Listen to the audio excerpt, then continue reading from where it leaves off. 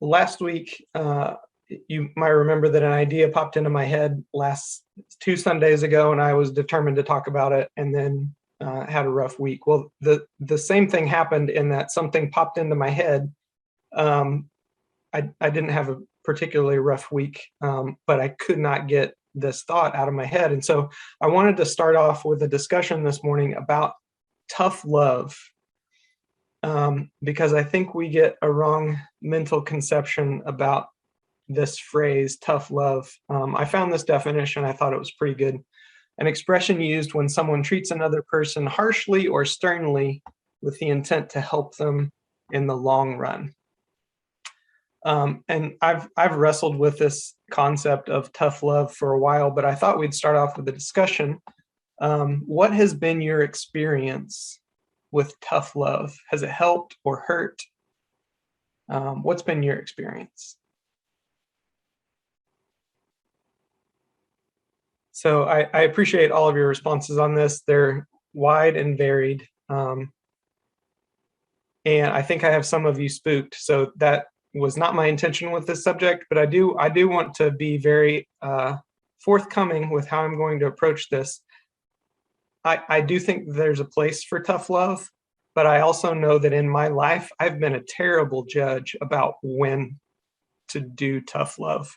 And so for me, mostly I have seen how this, when I try to do it, it hurts rather than helps. And I would be much, the people in my life would be much better served if I wasn't so quick to jump to the tough part and just maybe focused on the love part, And so I started off this morning talking about how something just got stuck in my head. I think this might happen with you, maybe with songs. You get songs stuck in your head and then you just can't stop singing them.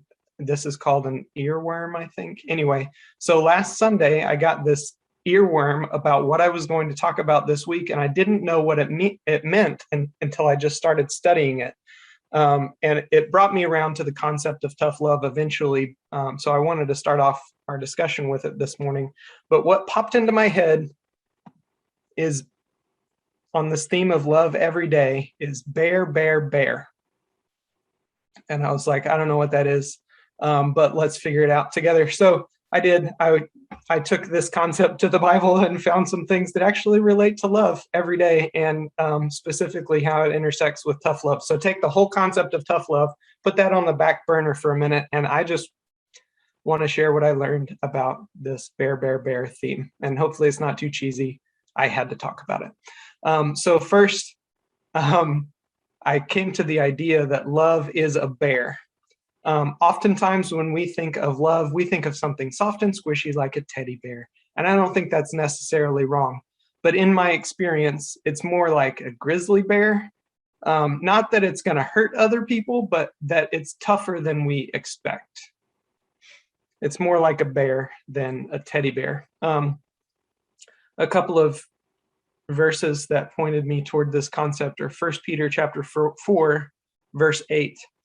It says, above all, keep loving one another earnestly, since love covers a multitude of sins. And as you know, context is king of interpretation. And so I wanted to figure what was the context? What was leading up to this verse? You know what was leading up to this verse? The author of 1 Peter was talking about how the end of the world is very close. Like the end is near. And the very next thing he says is, above all, keep loving one another earnestly. In the face of the end of all things, we should love desperately and earnestly, because love covers a multitude of sins. Another verse is Proverbs chapter 17, verse 17. It says, a friend loves at all times, and a brother is born for adversity. Love does not give up when the going gets tough. Love is much more in these situations like a grizzly bear than a teddy bear. It's a little bit tougher than we might expect. This idea I was reminded of, the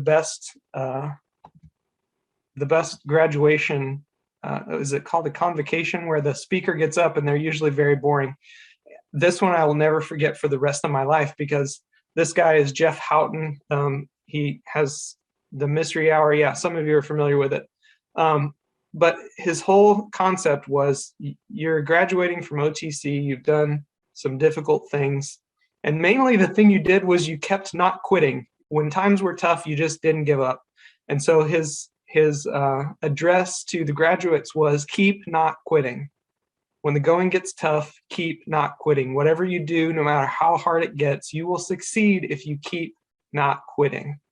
And I've really internalized that as a way, as a means by which we can live out love, is when it gets difficult, when you encounter things that you've never encountered before with other people, keep not quitting. Keep loving. Every day, return to the concept of love, and you'll do well. Because love is a bear that takes some hits and keeps on going. Next, love is bear.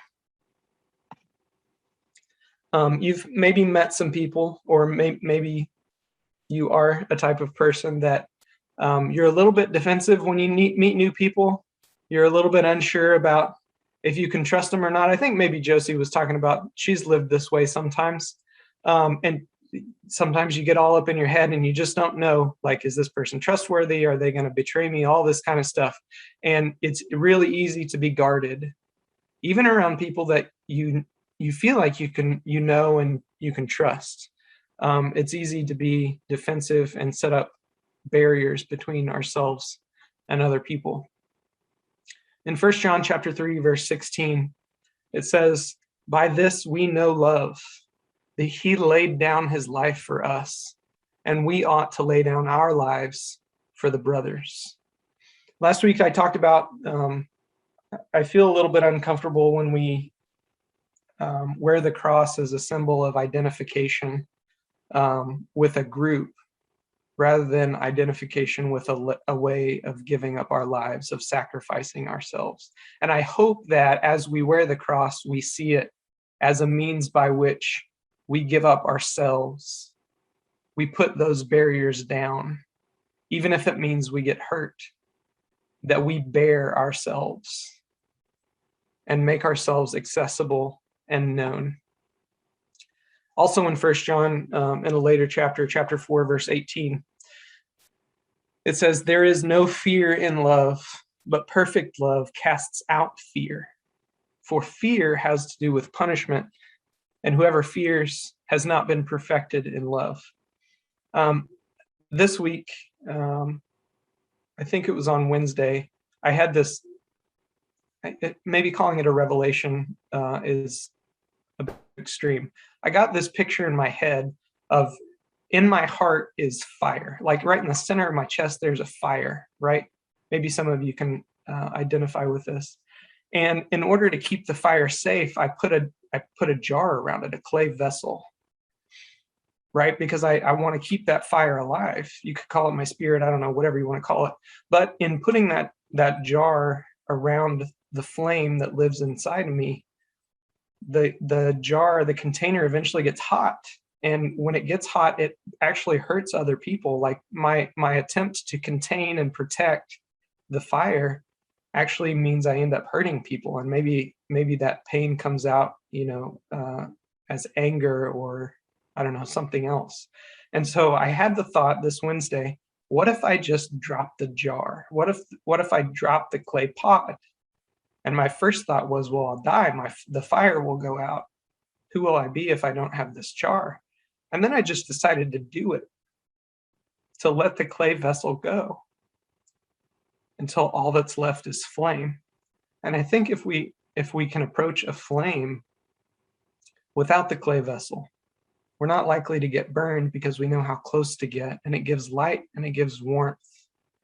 And it's a reassuring thing. Rather than something that's difficult to touch or handle, it becomes something very giving of life. And so this week in particular, what resonates with me about living out the idea of being bare is that there is no jar. There's only flame. There's no fear, just love. And so when people say things that might hurt me, or when I feel like I might be defensive, I just think no jar, only flame, because I'm not trying to protect this jar that's protecting my flame. If something is coming at the flame, it's just going to pass right through, and I'll just keep being a flame. No injury, no problem. Because love is bare and gives up self-protection. And thirdly, love bears. Many of us in our favorite stories, we have this concept that at the end, the bad guy will be vanquished, the people will be rescued, and the hero will ride off into the sunset. And we can say things like happily ever after and stuff like that. Quite frankly, that's a nice way to wrap up a story, but our lives aren't like that. At the end of the day, the story's not over. And tomorrow there's a new challenge and new difficulties. And the hero that lives inside of us is going to have to wake up and do it all over again. Sometimes with the same villain to conquer, and sometimes with an entirely new one that we didn't even know was there. Riding off into the sunset is just not an experience that I have very often. In Ephesians chapter 4, verses 1 and 2, it says, I urge you to walk in a manner worthy of the calling to which you have been called, the call to love, with all humility and gentleness, with patience, bearing with one another in love, eager to maintain the unity of the Spirit in the bond of peace. And I think about the desperate division that's going on in our society. In basically every area of life, there is division. And while I would like for us to have a day where we all end unified, it just doesn't happen. It's pretty much job security for a person who's trying to live in love and create unity. We're going to be able to do this for the rest of our lives and wake up every day knowing that we can continue this. We can continue to promote bearing with one another and eager to maintain unity in the spirit of love with humility and gentleness. This is never, ever going to be done. In 1 Corinthians chapter 13, verses 4-5, it says, love is patient and kind. Love does not envy or boast. It is not arrogant or rude. It does not insist on its own way. It is not irritable or resentful. And quite frankly, I've never done any of these well any single day of my life. And so in thinking about reflecting on just these aspects of what it means to love, I've got unending job security. I will always be able to wake up every day and say, okay, today I'm going to be patient and kind, not envious or boastful or arrogant or rude. I will not insist on my own way. I will not be irritable or resentful. Maybe one day I might get closer to that. But as far as today is concerned, I've got my work cut out for me. I can exist in love, bearing with myself and bearing with one another, existing in a life of love every day. One of the ways we found to live this out in our household is to tell a new story. It's easy if you have a chore list to make sure that other people that you live with do their fair share. Because you don't want to be taking out the trash all the time if my housemate's not taking out the trash sometimes too, right? And so we can get defensive about what's our job and what's somebody else's job. And so one of the ways that Amy and I try to encourage our housemates to not count the number of times you take out the trash or mow the lawn or unload the dishwasher is we tell ourselves a story about our family. We say things like, in our family, we help each other out. It doesn't matter if I've done this one time or 10 times. If my brother needs something done, I'm going to help them out. Even without them asking, I might fold their laundry for them if they're out of the house so it doesn't get wrinkly. I might load up the dishwasher, even though I just loaded up the dishwasher the 3 previous times. We have the ability to tell a new story in the world. We have the ability to go out into the world and say, you know what? We do have our freedoms, and I use my freedom to look out for other people, to sacrifice for other people, because that's what it means for me to live out love, to be a patriotic American. We have the ability to tell a new story, maybe one that's not been told before, because love bears with people and it doesn't relent. It doesn't give up because there's job security and that every day is a new day to love. So these are 3 ways that I attempt to live out love every day, to keep not quitting, because love is a bear. To remember that there is no jar, only flame, no fear, just love. To bear myself and not be defensive. And to tell a new story, to bear with each other, to make the world a little bit more like the world we want to exist. I ran across this quote. It's actually the title of a book that I haven't read, so please don't go look it up and read it because I don't know what it says, but I like the title. The God kind of love is tough.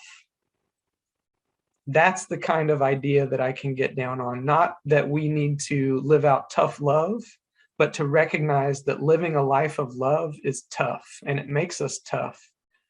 And the best way to live out love is to do it like a bear, to bear ourselves, which is extremely vulnerable, and to bear with one another, no matter the circumstance, because love is tough.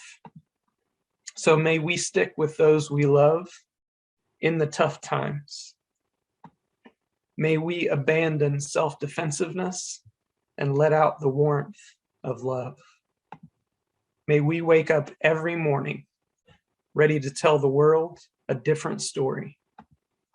And may love in us be tough.